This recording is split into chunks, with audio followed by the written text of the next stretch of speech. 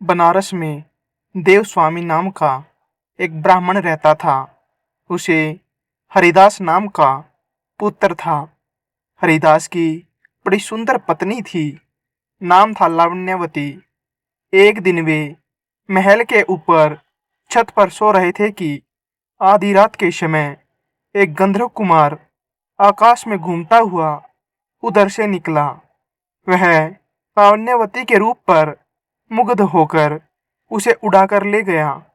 जागने पर हरिदास ने देखा कि उसकी स्त्री नहीं है, तो उसे बड़ा दुख हुआ और वह मरने के लिए तैयार हो गया।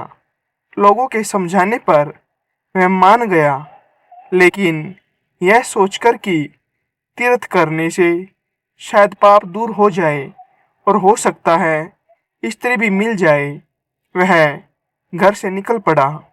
चलते चलते वह किसी गांव में एक ब्राह्मण के घर पहुंचा।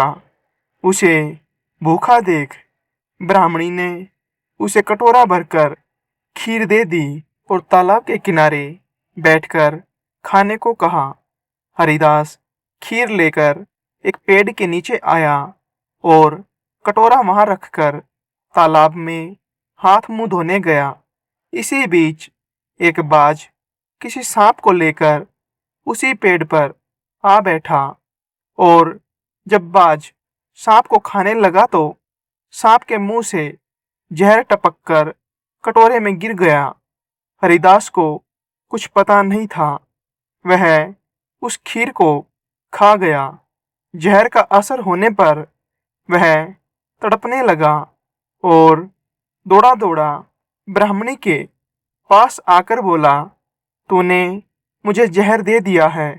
इतना कहने के बाद हरिदास मर गया। पति ने यह देखा तो ब्राह्मणी को ब्रह्मघातिनी कहकर घर से निकाल दिया।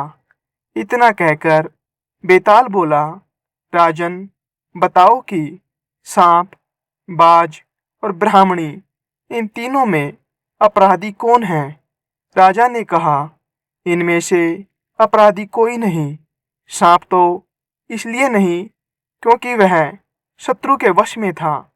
बाज इसलिए नहीं कि वह भूखा था, जो उसे मिला उसी को वह खाने लगा।